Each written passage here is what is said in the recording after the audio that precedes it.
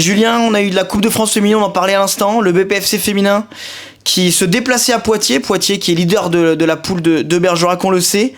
Et on peut parler peut-être un petit exploit côté Bergeracois. Oui, alors exploit, je sais pas, je pense que la capitaine Sophie Cerdan viendra nous confirmer ou non tes dires, Benoît, mais très belle victoire en tout cas du BPFC, très belle revanche également prise puisqu'elle l'avait dit, elle l'avait annoncé il y a 2 semaines après cette défaite malheureuse en championnat qu'il y aurait une revanche à prendre et puis elle a été prise. Voilà, quoi de mieux que de prendre sa revanche en Coupe de France en éliminant son meilleur adversaire, j'ai envie de dire de la saison. Voilà, donc direction le second tour fédéral maintenant pour les BPFC féminines. Le second tour fédéral qui sera contre Pau. Le tirage a eu lieu. Sophie me l'a annoncé en off juste avant. Une équipe encore de la poule de Bergerac. Donc un tirage d'une équipe qui connaît Bergerac et inversement. Je pense que c'est peut-être plus simple à jouer, je sais pas Julien. Ouais, je pense que toujours pareil, c'est Sophie qui nous confirmera ça ou non, mais tu l'as dit, effectivement c'est toujours peut-être plus simple de jouer des équipes contre qui on a l'habitude de rencontrer tout au long de la saison. On connaît un petit peu plus le style de jeu notamment, l'adversaire que l'on aura en face de nous. Voilà, donc Sophie viendra nous confirmer tout ça ou non, et puis après ce sera le terrain qui aura sa part de vérité également. Mais avant ce match de Coupe de France, elles ont quand même un déplacement à Anglet, 9e de la poule, un déplacement qu'il ne faut pas prendre à la légère si elles veulent continuer à accrocher ce wagon de tête. Non, 9e de poule, cette équipe d'Anglet, mais bonne équipe tout de même. Donc il va falloir, tu l'as dit, aller chercher ces 3 points en terre basque. Julien, on passe à Prigorieux qui évolue dans le championnat R2, on le sait, qui recevait la Lanterne Rouge Saint-Médardais, et c'est une victoire 1-0 sur le plus petit des scores, mais 3 points qui sont très bons à prendre. Ouais, victoire 1-0 pour Prigorieux. Alors on en parlait tout à l'heure en off également, 2 matchs en une semaine pour cette équipe de Prigorieux et 2 victoires, donc 6 points pris en une semaine pour cette équipe B de Prigorieux. Donc félicitations à eux, félicitations à vous si vous nous regardez ce soir également. Et puis Prigorieux donc remonte 9e avant d'affronter l'Alliance Foot 3B qui est avant-dernier. Julien, malheureusement tu t'es trompé d'équipe de Prigorieux, c'est l'équipe D1 qui a fait R2. Exactement. Mais on peut quand même féliciter tout l'ensemble du club parce que c'est quand même un travail, tout à fait. Avec plusieurs équipes. C'est l'AD1 qui avait un match à impatient d'aller rattraper sur cette grosse semaine. Je suis un peu trop impatient en fait de recevoir notre invité Sophie, à qui on a beaucoup de questions à poser, oui.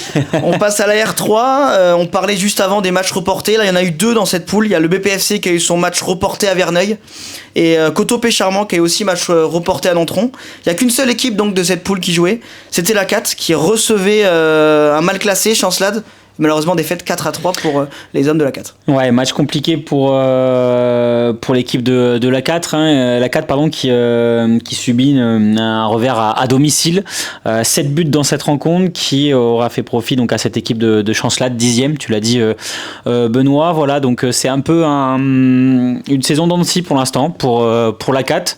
On espère qu'elle saura se relever rapidement. Ils se déplaceront prochainement à Lens du Moron, 5e, pour pouvoir, on l'espère, réagir. On passe à l'AD1, justement, Prigorieux 2, tu m'en parlais juste avant, tu as un petit peu spoilé le truc, mais je te laisse l'annoncer, une grosse semaine avec 2 victoires en 2 matchs. Ouais, tu viens de le dire Benoît, 2 victoires en 2 matchs pour cette équipe réserve donc de Prigorieux. Victoire 3-2 contre Limeuil le 10e mercredi, et puis un peu plus tard dans la semaine, le week-end dernier, donc victoire 0-3 à Montignac chez le 11e de poule. C'était donc dimanche qu'a eu lieu la rencontre. 6 buts en 2 matchs pour Prigorieux, mais également 6 points en 2 matchs. Voilà, donc félicitations à cette belle équipe de Prigorieux qui fait une belle remontée, un début de saison poussif, on en parlait il y a quelques semaines, mais qui vraisemblablement relève bien la tête. On espère que ça va se poursuivre dans ce sens-là dans les prochaines semaines. Ouais, ça doit faire du bien à cette équipe, en tout cas 2 matchs, 2 victoires en une semaine. Je pense que le moral est bon en tout cas pour attaquer une belle semaine de travail pour qu'ils puissent continuer cette belle dynamique comme tu l'as dit. On leur souhaite.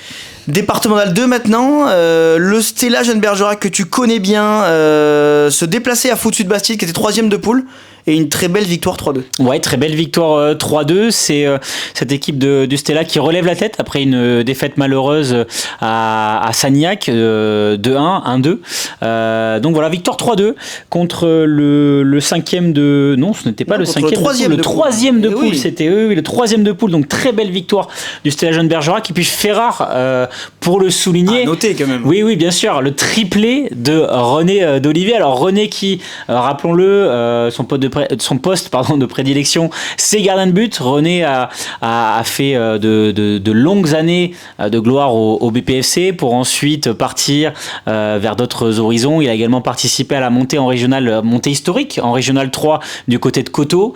Il a permis aussi également de faire remonter ce club de la 4 l'année dernière. Et puis il a décidé de poser les gants cette année, de se reconvertir en tant qu'attaquant. Très belle reconversion puisque triplé le week-end dernier, un doublé il y a 2 semaines également, 5 buts en 3 matchs pour René, qui m'a annoncé cet objectif de 18 buts. Je pense que pour l'instant, si jamais René compte continuer comme ceci, devrait être bien parti pour remplir cet objectif, voire même aller au-delà, on ne sait jamais. Donc voilà, félicitations René, félicitations également à cette équipe du Stella qui relève la tête et qui passe donc 8e avant de recevoir Foot Sud Bastide le week-end prochain. Julien, tu t'en mêles les pinceaux, c'est Annès et Beaulieu qui le vont recevoir. Alors. Mais c'est un petit peu le même principe puisque Annès et Beaulieu est 4e, encore un gros du championnat qui vient s'affronter à cette belle équipe du Stella, et je pense que le Stella peut encore confirmer que la 8e place n'est pas leur vraie place et qu'ils peuvent remonter encore une fois. Ouais, j'aurais pas dit mieux. Alors je m'excuse encore une fois de m'être trompé. Je suis encore trop impatient de recevoir cet invité. Mais tu l'as dit, Benoît, le Stella pour moi n'est clairement pas à sa place dans ce championnat. Il mérite d'être plus haut. Alors il y a aussi eu des matchs ratés, mais pour moi ce Stella mérite de pouvoir prétendre à cette montée, pourquoi pas en D1. On n'y est pas encore, mais je pense que le Stella cette année a les moyens de pouvoir jouer le haut de tableau, en tout cas dans ce championnat de D2. On espère en tout cas que l'histoire de René d'Olivier va un peu t'inspirer peut-être, et que pour les années futures tu passeras peut-être dans le champ, on verra ça. Je ne suis pas sûr de ça. On continue avec la D2, BPFC 2 qui se déplaçait au Monteil, et là ça a été plus compliqué. Ouais, défaite 2-0, 0-2 pour cette équipe du BPFC. Pareil, un petit début de saison poussif. Alors, on l'avait dit, des joueurs qui sont arrivés tardivement. Et puis maintenant, il va falloir aller chercher des points pour cette équipe du BPFC. Le BPFC est désormais 11e dans ce classement des deux, avant de recevoir Coulommiers-Chamiers, 10e, donc juste devant. C'est un match important, c'est clairement un match important pour le BPFC. On n'arrive pas loin des vacances de Noël, du moins elles vont très vite arriver. Il va y avoir cette petite trêve également, donc on espère que le BPFC puisse se positionner un petit peu mieux au classement à la mi-saison. Ouais, quoi de mieux pour Noël que s'éloigner de cette zone rouge qui fait peur à toutes les équipes, je pense, surtout en D2 dans le championnat très serré. On leur souhaite encore une fois. Toujours en D2, dernier club engagé, c'est Coteau-Pécharmant, l'équipe 2 de Coteau-Pécharmant qui se déplaçait chez la Lanterne Rouge Mussidan. Et malheureusement pour Mussidan, ils ont été battus 4-1 par cette belle équipe de Coteau. Ouais, Coteau qui relève bien la tête, début de saison très compliqué pour cette équipe réserve de Coteau, et puis qui depuis quelques semaines enchaîne les très bonnes performances. Donc tu l'as dit, victoire 4-1 chez la Lanterne Rouge Mussidan. Coteau est 6e, il recevra son voisin le Monteil, son voisin également de classement puisque le Monteil est 7e, tombeur donc du BPFC 2, on en parlait juste avant. Place à la départementale 3. Décidément, ce soir, je ne sais pas ce qui se passe ce soir, mais.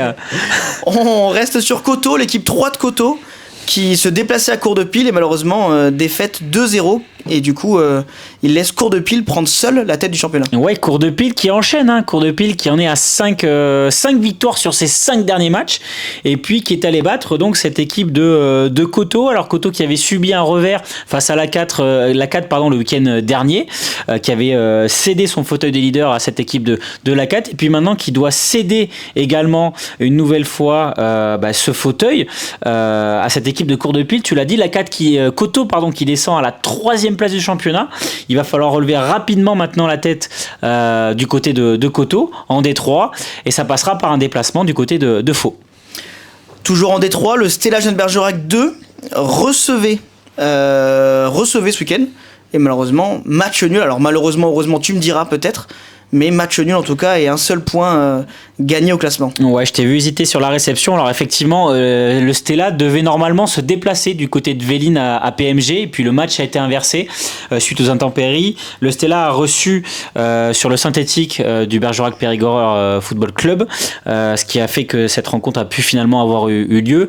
Le Stella Jeune Bergerac qui a longtemps mené au cours de cette rencontre 2-0, et puis l'équipe de PMG est revenue en seconde mi-temps, réussi à égaliser. Alors c'est une contre-performance pas dommageable pour cette équipe réserve du Stella Jeune Bergerac, mais il va falloir aussi aller remonter cette équipe pour un gros choc qui les attend face à la 4 du côté de Dupont-Roux le week-end prochain.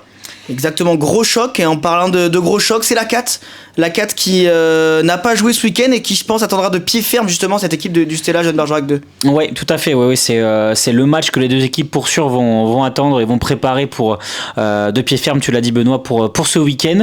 Donc on espère qu'il y aura une issue favorable pour l'une des deux équipes, hein. Si ce n'est un bon petit match nul, on est également preneur, comme ça, pas de jaloux, Benoît. Un bon match nul sous la pluie, ça peut faire plaisir du monde.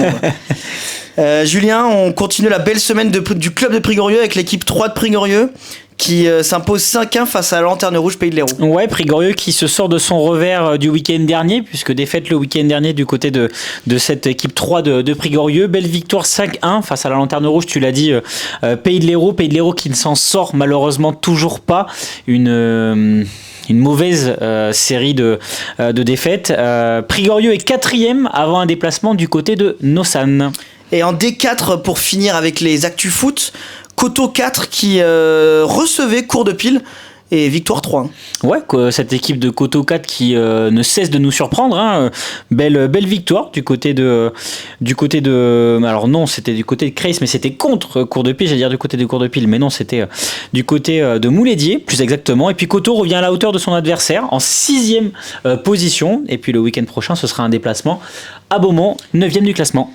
Merci Julien pour ces actus foot. On passe à l'actu sport. On va commencer par une équipe qu'on voit très souvent gagner en ce moment, le handball Bergerac féminin, qui jouait un match de Coupe de France, qui se déplaçait à Saint-Loubès, équipe de sa poule, et une victoire 31-25 sans trembler. Ouais, j'ai l'impression qu'on se répète de semaine en semaine, et ça fait du bien de se répéter quand l'issue est favorable comme celle-ci à notre équipe féminine du handball. Tu l'as dit, victoire 25-31 à Saint-Loubès, sans trembler. Tu l'as dit également, les filles s'imposent pour la 2e fois contre cette équipe cette saison et se qualifient pour le 3e tour de Coupe de France. Le tirage, Benoît, tu peux nous en dire peut-être un peu plus ? Le tirage aura lieu dans 2 semaines et sera un tirage géographique, c'est-à-dire qu'elle jouera une équipe qui sera proche de Bergerac et donc vraisemblablement un tirage qui peut être favorable puisque personne, je pense, veut tirer actuellement le Bergerac handball vu la forme des joueuses actuellement. Ouais, je pense que si on veut pouvoir espérer aller loin dans cette compétition, je pense qu'il vaut mieux pour l'instant éviter cette équipe du B2PH. Jordan Boussineau me parlait justement du rugby club Prigontin en me demandant s'il a déjà été évoqué. Non, et c'est le cas. On y passe actuellement avec ce club qui recevait Montpont. Et malheureusement défaite 27-19. J'ai eu les infos de Jordan Boussineau justement qui était envoyé spécial pour Café Sport sur place, et malgré une bonne entame de match, Prigorieux s'incline dans ce duel de mal classé puisque Prigorieux devient malheureusement Lanterne Rouge de championnat. Et j'espère qu'ils relèveront la tête aux 4 cantons. On sait que c'est un championnat très serré qui peut changer de week-end en week-end. Donc voilà, on espère que le club de Prigorieux, pour la première fois d'ailleurs on l'évoque et on est très heureux d'évoquer de nouveaux clubs, va pouvoir relever la tête et remonter en tout cas dans ce classement. On l'espère. Voilà, la saison va être encore longue. De toute façon, on arrive en décembre, même si il y a encore beaucoup de blocs à jouer pour cette équipe de Prigorieux. Et on espère que l'issue sera favorable d'ici la fin de saison. On a vu du volley aussi, les 2 équipes de Bergerac volley étaient engagées, les hommes et les femmes, et malheureusement c'est la même issue pour les deux, défaite 3-7-1 à domicile. C'est compliqué pour le Bergerac volley en ce début de saison, on le dit, et malheureusement ça continue. Ouais, c'est très compliqué surtout pour les garçons qui enchaînent pas mal de défaites ces temps-ci. Les filles avaient réussi à gagner le week-end dernier, donc on espère, encore une fois, on se répète pour toutes ces équipes bergeracoises qui contre-performent un petit peu, mais on espère que ces 2 équipes masculines, féminines du club de la SVB puissent relever la tête d'ici le week-end prochain, d'ici les prochaines semaines également, également, et puis qu'elles puissent figurer parmi les équipes de tête de leur classement respectif. Justement, pour relever la tête, il y a un déplacement commun à Talence pour, comme tu l'as dit, relever la tête, puisque les garçons restent quand même 7e. C'est pas non plus très très loin de la tête, et les filles restent 5e, donc c'est quand même des classements qui sont honorables et qui permettent d'envisager des jours meilleurs, on va dire. Oui, un petit déplacement chez le voisin Talence. Ces deux équipes se déplacent, tu l'as dit Benoît, et donc pourront s'encourager mutuellement. Je pense que c'est aussi important de pouvoir bénéficier du soutien de ses supporters, mais également des joueurs des différentes catégories. Donc on espère pouvoir parler d'un résultat positif dès lundi prochain pour cette équipe de la SVB. Et on parle enfin d'un sport et d'un club qu'on n'a pas encore évoqué dans ce club du lundi. C'est le Sport Nautique Bergerac, l'Aviron à Bergerac, qui recevait la première étape du championnat national jeune aviron longue distance. Une centaine de rameurs étaient présents pour ce superbe événement à Bergerac, qui a eu lieu samedi. Une belle réussite pour les organisateurs. Et aussi une excellente performance des rameurs bergeracois. Ouais, félicitations au SNB, le SNB qui, on le sait, maintenant on ne présente plus ce club, c'est l'un des grands noms de l'aviron français. On ne présente plus les nombreux rameurs qui ont été envoyés aux Jeux Olympiques ces dernières décennies du côté de Bergerac. Donc c'est toujours bon aussi de parler, de relater l'actualité du sport nautique ici à Café Sport. Donc on s'adresse au SNB, mais également à tous les clubs et associations sportives. On le répète, n'hésitez pas, n'oubliez pas de nous envoyer toutes vos actualités du week-end afin qu'on puisse les relayer ici dans le club du lundi. Et on le fera avec grand plaisir puisqu'on accueille encore une fois 2 nouveaux clubs aujourd'hui. On espère pourquoi pas faire peut-être des actualités de 25 minutes s'il faut, mais on sera preneur de toutes vos actualités. Julien, c'est le moment dont tu es impatient depuis le début de cette émission. Le main event, j'ai envie de dire. Exactement, j'ai envie d'accueillir Sophie Cerdan sur notre plateau. Sophie, te prends pas les caméras bien entendu, je te laisse aller t'asseoir sur le fauteuil. Julien, je te laisse démarrer l'interview. Non, je t'en prie, Benoît, c'est toi le chroniqueur phare, c'est toi, donc je vais céder mon micro. Bien entendu. Sophie, déjà, merci de nous recevoir. Je présente pour les téléspectateurs qui ne te connaissent pas. Tu es donc capitaine du BPFC féminin. Tu joues défenseur, 31 ans. Est-ce qu'on peut un petit peu dire que tu es la maman de cette équipe ? On peut dire ça, oui. Déjà, merci à vous pour l'invitation. Ça fait plaisir d'être avec vous. Et oui, en effet, surtout cette année, parce que la moyenne d'âge, on l'a pas calculée, mais je pense qu'elle est autour de 20 ans. Donc c'est sûr que là, ça fait un petit peu mal, mais voilà, on s'y fait. On l'a évoqué juste avant, en tout début d'émission. Vous sortez d'un très gros match de coupe face à Poitiers, victoire 1-0, alors que vous aviez perdu il y a 2 semaines 2-1 contre cette même équipe. Qu'est-ce que vous avez changé pour gagner et surtout, comment tu caractérises un peu ce match ? Alors le match avait quand même une saveur particulière. Déjà, c'était la Coupe de France, donc c'est toujours des matchs particuliers. Et là, il y a 15 jours, on est reparti de là-bas avec une défaite, 2-1. Une défaite un peu difficile à digérer. On n'a pas réussi à marquer les buts assez rapidement. Après, des erreurs qui font qu'on prend des buts. Et voilà, on avait quand même cette sensation de revanche qu'il fallait vraiment prendre. Et le groupe a répondu présent. On a réussi à passer le tour contre Poitiers. Donc, c'est que du plus. Et donc, prochain tour, tu me disais, contre Pau ? Ouais, c'est ça. On reçoit Pau le week-end du 14 décembre. Est-ce que j'ai envie de parler de bon tirage, mauvais tirage, peut-être pas, mais au moins est-ce que c'est bien de jouer une équipe que tu connais déjà, une équipe que l'équipe a déjà affrontée, donc qu'on peut avoir des bases pour peut-être analyser l'équipe et être performant sur le match ? Alors déjà, c'est une équipe de la poule, donc c'est vrai que c'est un peu rassurant, entre guillemets. Après, Pau, ça reste une équipe très difficile. C'est toujours une équipe solide. Alors là, on les a pas rencontrés et on les rencontrera pas d'ici le Tour de Coupe de France. Donc on sait que l'équipe a quand même pas mal changé. Elle est très jeune aussi, donc je pense que ça va être un beau combat. Tu me parlais justement de Pau, qui est l'équipe de la poule. Pour vous, en championnat, ça se passe très bien. Vous êtes 3e à 4 points du leader Poitiers, justement. Quels sont clairement l'objectif, ou quel est même l'objectif du club cette saison ? Est-ce que c'est de monter ? L'objectif, comme je disais, on joue toujours on a la chance de jouer les premiers rôles depuis quelques saisons. On a participé à des barrages il n'y a pas longtemps. Donc oui, forcément, nous, ce qu'on veut, c'est finir à la première place, rejouer encore ces barrages pour espérer monter en D3 la saison prochaine. Ouais, parce qu'il faut expliquer aussi à nos auditeurs ou téléspectateurs que c'est que les premiers qui peuvent monter, mais à l'issue d'un barrage contre d'autres premiers de poule, c'est ça ? Oui, c'est ça. On finit première, mais c'est pas encore fini. Il faut qu'on joue un match aller-retour pour espérer monter en D3. Ah, Sophie, Benoît l'a dit, ça fait plusieurs années maintenant que tu es présente ici, que tu représentes ce club féminin du BPFC. On voit, enfin du moins moi je vois beaucoup ton nom inscrit quand on annonce les buteuses, une semaine sur 2, une semaine sur 3. Alors on l'a également dit, tu es défenseur. Est-ce que tu peux nous expliquer un petit peu comment est-ce que on arrive comme ça à avoir son nom inscrit dans le tableau des buteuses toutes les 2-3 semaines au BPFC ? Ouais, peut-être pas autant. Cette année, je suis pas aussi bien que l'année dernière, mais déjà je monte quand même sur tous les corners, donc c'est vrai qu'il y a plus d'occasions comme ça en tant que défenseur central. Et après j'aime bien de temps en temps pendant les matchs suivre un peu les actions, monter, et donc des fois il peut m'arriver de réussir à marquer des buts. Alors, je ne sais pas si tu l'as encore dit, Benoît, mais Sophie est également institutrice. Comment est-ce qu'on arrive un petit peu à concilier cette vie d'instit et de joueuse au BPFC ? On le sait, vous avez beaucoup d'entraînement la semaine, il y a les matchs également les week-ends, beaucoup de travail également. On sait ce que ça représente, hein, le fait d'être instit également, beaucoup de travail la semaine. Comment est-ce qu'on arrive un petit peu à concilier les deux ?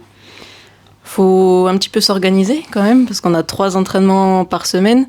Donc les journées sont assez rythmées, enfin même les semaines, elles changent pas beaucoup. J'ai toujours mon rythme avec le travail, le soir on va à l'entraînement, le mercredi, moi c'est un peu plus cool, du coup j'ai pas école, donc j'en profite pour m'avancer dans les préparations. Et c'est un rythme à prendre, et une fois qu'on l'a, après... ça va. Et tes élèves, ils savent que maîtresse, elle fait du foot ? Ouais, les élèves savent. Il y en a qui suivent pas mal les actualités, les résultats, tout ça. Donc le lundi matin, j'ai toujours mon petit groupe qui vient pour savoir alors quel était le résultat, où est-ce que tu as joué, où est-ce que tu vas jouer le week-end prochain. Donc ça c'est vraiment sympa. Il y en a qui viennent aussi de temps en temps au match le dimanche. Moi, j'essaye de leur rendre aussi l'appareil et d'aller sur les plateaux le samedi. Donc c'est vraiment un échange aussi super sympa. Tu me parlais un petit peu en off, et je t'en ai parlé au tout début, de ton rôle de maman un petit peu dans cette équipe. Comment toi tu décrirais ton style de capitana, au moins de leadership ? Est-ce que c'est quelque chose d'exemple ? Est-ce que tu te dois d'être exemplaire, ou est-ce que c'est à toi de donner les bons conseils ? Dis-moi un peu comment toi tu le ressens. Alors sur ou en dehors du terrain, c'est toi qui c'est un petit peu un mélange des deux. Alors maman, je dirais peut-être pas jusque là, même s'il y en a des fois qui me disent tu fais la maman là, mais après, oui, il y a toujours cet exemple à donner, que ce soit aux entraînements, que ce soit aussi en dehors du foot. Enfin, on a quand même une image à garder aussi. Et après, au niveau de l'équipe, c'est toujours pareil, montrer l'exemple, que ce soit dans les matchs aussi, quand on sent qu'il y a des filles qui baissent un peu la tête, qui se découragent. Mon rôle, c'est aussi d'essayer de remobiliser un petit peu tout le monde. Là, pour ce match-là aussi, essayer de leur faire comprendre que il y a 15 jours, on a raté quelque chose, et que là, on a une deuxième chance, et une chance encore plus sympa, puisqu'il y a la coupe et les tours après qui peuvent amener quelque chose de vraiment chouette. Alors, on parle de maman, mais il y a également quelqu'un qu'on peut aussi peut-être qualifier aussi de papa. C'est votre entraîneur, Serge Piala, également présent depuis de nombreuses années. Est-ce que tu peux nous parler justement de cette relation que peut avoir Serge avec vous, joueuse du BPFC ? Mais c'est vrai que moi, du coup, ça fait aussi longtemps que je suis là, donc tous les deux, on a aussi quand même une proximité qui est très importante, puisqu'on peut faire le lien entre le groupe joueuse. Je peux parler assez librement avec lui, je peux lui dire tout ce que je pense. Je sais que même si c'est des choses négatives, je sais qu'il va le prendre, qu'il va l'écouter, donc ça c'est vraiment important. Et au sein du groupe, il est aussi bien écouté. Il a une certaine prestance aussi qui fait qu'on le respecte, on a envie d'aller avec lui. Dans son discours, il nous amène aussi vers de bons résultats, donc c'est une personne importante dans le groupe. Ouais. Il y a aussi Anthony Scotti qui vous suit depuis de nombreuses années. Anthony qui a évolué maintenant dans ce club du BPFC également, et qui, je le sais, fait en sorte que cette équipe du BPFC féminin puisse continuer à exister dans ce club, à bien évoluer également. Oui, mais beaucoup de choses en place. Il est souvent avec nous aux séances d'entraînement. Alors, il participe pas aux séances, mais voilà, il est présent. Le week-end, il nous suit aussi. Toujours un petit mot pour nous encourager, pour nous amener vers les bons résultats. Donc, non, c'est aussi une personne on sait qu'il a envie que l'équipe féminine monte ou du moins perdure à ce niveau-là. Donc, il fait tout ce qu'il peut pour. Donc on a une équipe féminine du BPFC, on le comprend, qui est quand même relativement bien entourée, en tout cas. Oui, tout à fait. On est bien entouré, on n'a pas grand-chose à reprocher à qui que ce soit. Super. Benoît ? Bien sûr. L'année dernière, on se souvient tous, je pense, d'une très belle épopée en futsal. Tu m'en parlais en off que le futsal allait bientôt reprendre, mi-décembre, je crois. Fin décembre ou début janvier, j'ai pas les dates encore. Mais... C'est quoi clairement les objectifs ? C'est faire mieux ? Faire pareil ? Alors faire mieux, moi je te dis oui tout de suite, mais au moins faire pareil, c'est sûr. Après l'année dernière, c'était vraiment une découverte. Enfin, on y allait vraiment dans le flou, on y a pris goût. Donc c'est vrai que cette année, on va être remobilisé pour participer à cette compétition. On aura aussi un petit peu plus d'expérience, donc en espérant que ça nous apporte du positif. En tout cas, on sera très heureux de vous suivre là-dedans, parce qu'année dernière, on a beaucoup vibré en tout cas à vos côtés, donc on espère que nous vibrer encore. Moi j'ai une question, vous avez pensé à vous inscrire cette fois-ci ? C'est bon, tout est rempli, on est inscrite à la bonne compétition cette fois. Pour rappel, pour celles et ceux qui ne le savent pas, votre épopée elle part quand même d'une inscription administrative complètement hasardeuse en fin de compte. Oui, on n'avait pas du tout prévu, en tout cas c'était pas dans les plans de participer à la coupe nationale, c'était plus la coupe départementale si je me trompe pas. Donc en effet il y a un petit écart de niveau, mais bon voilà, après une fois qu'on y était, on a passé les tours, on a vu que finalement, pourquoi pas, l'équipe... voilà, c'est ça. Donc il faut que cette année, on reparte aussi sans pression, et voilà, c'est vraiment aussi que du bonus. Ça nous permet de vivre d'autres émotions, et voilà, parce que l'année dernière, c'était vraiment des émotions incroyables. Puis tu me confies aussi qu'en janvier, le temps est pas fou dehors, et qu'en futsal, on est quand même mieux à l'intérieur. Ouais, ça c'est vrai, mais il faut pas le dire trop fort. Revenons-en juste à l'actualité. Vous avez un gros déplacement en Anglet, qui est quand même 9e de la poule. Un match qu'il faut gagner pour tenir en tout cas le haut du classement et ce petit championnat à 5 équipes que vous avez.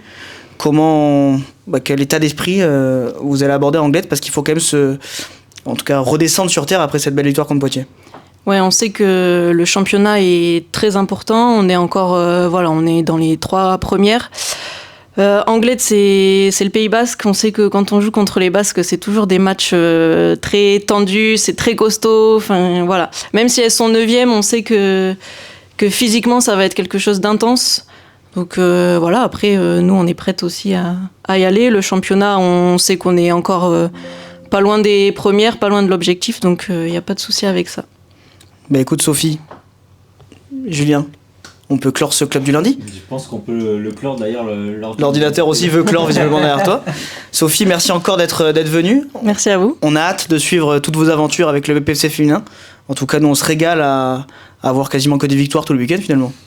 On a eu 4 clubs du lundi, 3 victoires, c'est déjà pas mal. Merci à tous de nous avoir suivis. Julien, pardon. Pardon, excuse-moi, faut quand même le souligner, le sport féminin se porte bien. À Bergerac en ce moment, on parlait du handball tout à l'heure, on a les filles avec le foot également, dans l'aviron c'est mixte, mais il y a également de belles performances aussi féminines. L'USB féminin aussi qui a également des objectifs pour cette saison. Voilà, donc c'est toujours bon aussi de rappeler que le sport féminin se porte bien, il se porte bien à Bergerac. On espère qu'il continuera à bien se porter à travers vous également. J'ai pas le mot de la fin. Je n'ai pas le mot de la fin. Mais merci en tout cas à vous de nous mettre aussi en avant, puisque c'est aussi grâce à vous que le sport féminin peut évoluer. Donc, on essaye, mais en tout cas nos médias vivent à travers vos performances. Donc Bebe l'a dit, on espère pouvoir continuer longtemps à vibrer avec vous. Avec plaisir. On fera tout pour. On l'espère et on vous le souhaite en tout cas. Benoît, je pense qu'il est temps de clore ce live. Merci à toutes et à tous de nous avoir suivis, pour celles et ceux qui étaient présents sur ce live TikTok. Le replay sera disponible dès demain matin sur Facebook également. N'hésitez pas à nous suivre pour celles et ceux qui ne nous suivraient pas encore. Et puis, j'ai envie aussi de continuer à vous demander, à vous dire, n'hésitez pas à nous envoyer vos résultats sportifs du week-end. On est là aussi pour relayer vidéos, photos, résultats.